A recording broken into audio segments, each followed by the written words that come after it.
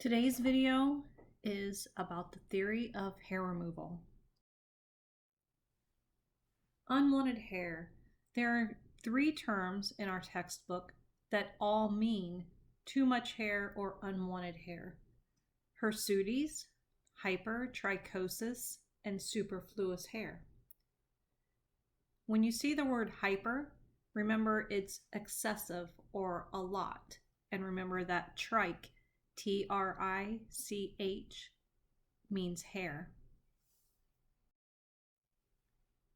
There are several different methods of hair removal: shaving, tweezing, waxing, threading, sugaring, and depilatories, which are products such as Nair.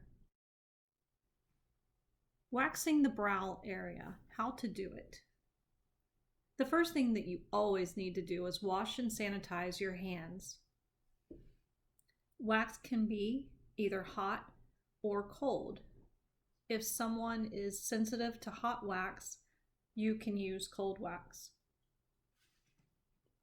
If using a hot wax, test the temperature on the back of your hand. Please keep in mind, back of your hand is always the answer that you want to look for from the textbook. Cleanse the area of the brow that's going to be waxed with a product such as Pre-Hun. Pre-Hun is a product made by Gigi, and these products will vary depending on the manufacturer.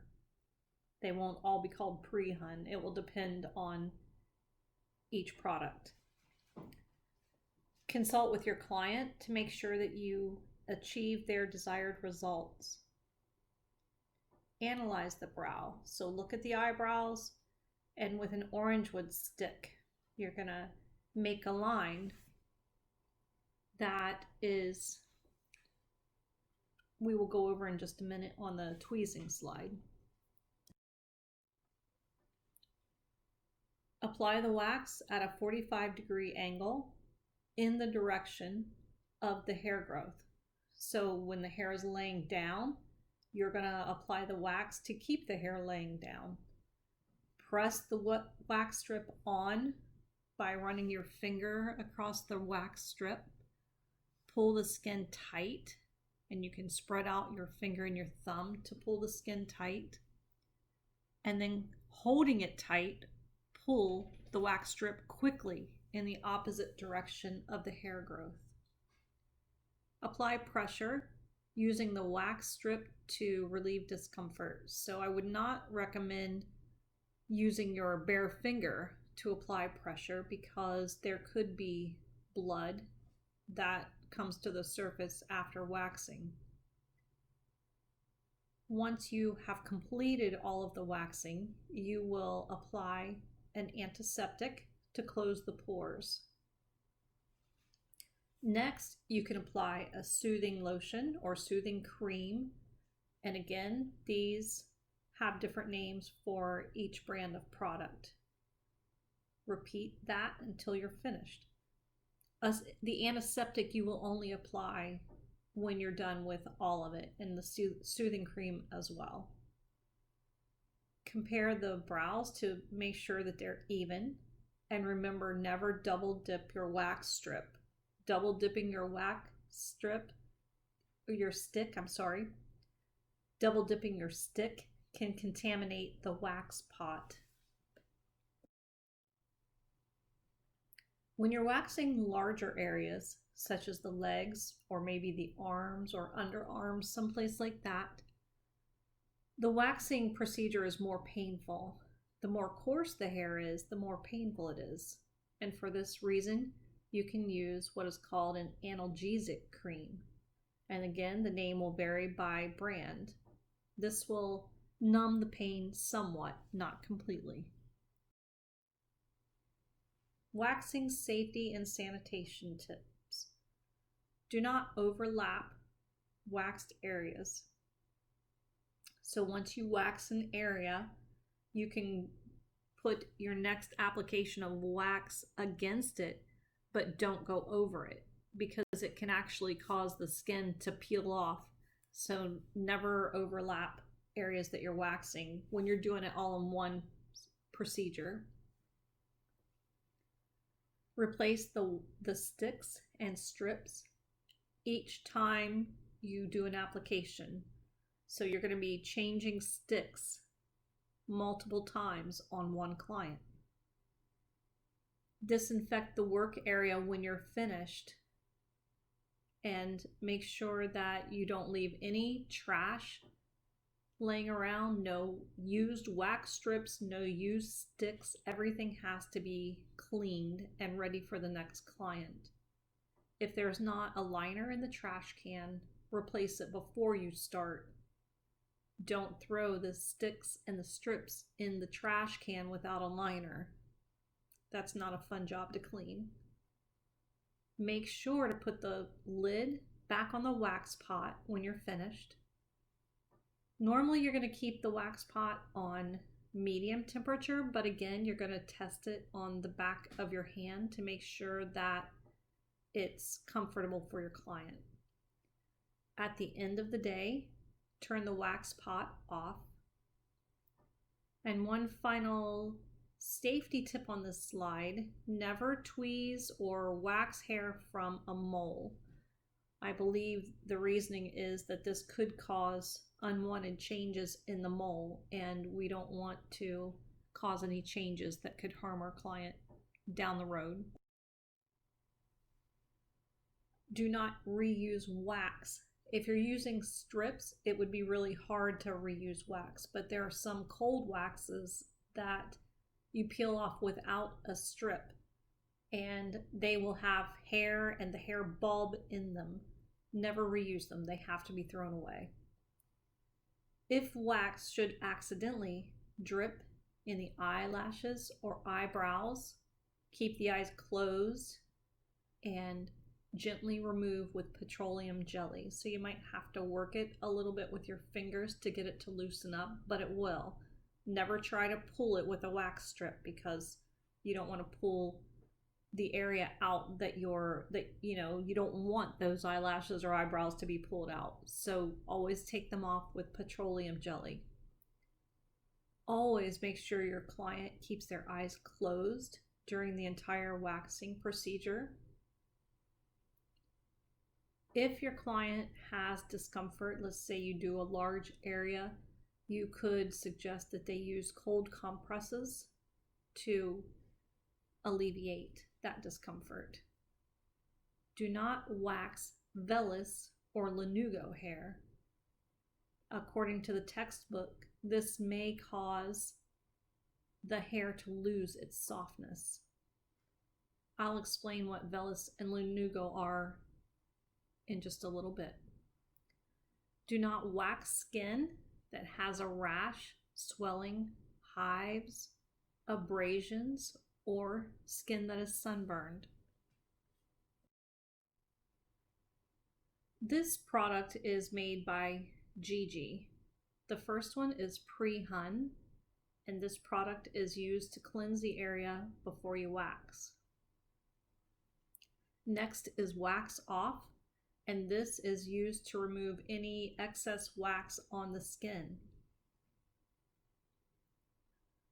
Post-wax cooling gel conceals redness and soothes the skin and conditions it. Slow grow. This is a hair minimizer that's meant to slow the regrowth of the hair. And it's also kind of silky. It makes the skin feel nice. Always make sure you apply these products with a clean cotton ball or pledgelet. This is one example of cream wax, and this can be used on sensitive skin. There are many, many kinds of wax. This one causes less irritation than some, and some people are sensitive to honey wax, so this is a nice alternative. This is one example of wax sticks. The wax sticks come in many sizes. Toothpicks work very well on the skin. So toothpicks are nice for detailing. A smaller size than what is shown here is nice for the eyebrow area. Always look for multiple sizes of sticks because the quality of your stick really determines how well you're able to wax, how precise. Sugaring is another method that is done similar to waxing. The difference is the ingredients. So sugaring is made from sugars rather than wax. Shaving is the quickest for large areas. It's the most common method. Typically, shaving is done by clients at home. But to shave, they also could use clippers, razors, or trimmers, or hairdressers may use those methods in the salon. The hair may feel thicker as it comes back in, according to the book, because of the blunt effect of shaving. The next method is tweezing.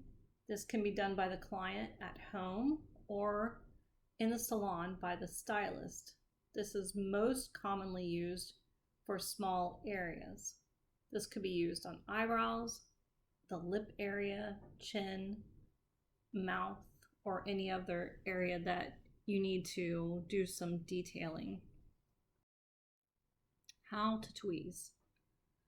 Again, always start by washing and sanitizing your hands and make sure that your area is disinfected before you begin. Cleanse the area to be tweezed, and this could be pre-hun. Consult with the client to see what look he or she wants. Evaluate and assess how to achieve the results. So you're going to discuss this with your client and decide what they want. Comb the brows up by using a brow comb, and then using an orange wood stick or any stick like I mentioned before. I'm sorry, this is how to decide what shape to make the eyebrow. So we're going to use an orange wood stick and make an imaginary diagonal line to the outside of the brow. So from the nose, the bottom of the nostril, to the outside of the eye is where the eyebrow should end. And then from the bottom of the nostril to the center of the brow, the highest peak will be where your peak should be. And then on the inside, the bottom of the nostril again, and the inside corner of the eye straight up. So that's the width that your eyebrow should be. Hold the skin tight. Always tweeze in the direction of the hair growth. Remember that answer. If you tweeze against the direction of the hair growth, a lot of times you'll see people who don't know how to tweeze will tweeze in the wrong direction and break the hair off, and then they end up with little stubs, or you can see the root, or they might end up with ingrown hair. So always make sure to tweeze in the direction of the hair growth. If tweezing only, if you're not going to continue, or if you're not waxing and tweezing to try to perfect the look, then you can apply an astringent to close the pores and soothing cream. Or like I mentioned before, these can be all different kinds of products depending on the manufacturer that are used to close the pores and soothe the skin. They're also meant to prevent the growth of germs on the skin. Nair is one example of a depilatory, and Nair chemically dissolves the hair. Don't use it on the face. It may cause irritation even if you've used it before. You should do a patch test following the directions on the package and wait 24 hours to see if irritation occurs. The main ingredient in this is potassium thioglycolate and calcium hydroxide. Calcium hydroxide is one of the main ingredients that's used in a chemical hair relaxer. So that tells you that you have to be very careful with this product. You're going to have it on the skin, and it very well could cause chemical burns, chemical irritation if you're not careful. So you have to make sure that if you would use this product that you're very careful. Typically this product is probably going to be used at home. Threading is another technique that uses thread to remove the hair. This technique originated in Middle Eastern countries and is currently not part of our cosmetology curriculum in the US. You could go on and be trained to perform threading, hair removal by someone who is an expert at it. Back to the depilatory, again, always follow the manufacturer's directions. Each product could be different and these can burn the skin, so it's important to follow the instructions. Always make sure that you completely remove the product from the skin when you're finished. Skin soothing lotion may be applied afterwards, probably should be applied afterward. Some terms to know in hair removal. Antiseptic kills some germs on the skin. Depilatory degrades the hair to remove it. Degrades means dissolves.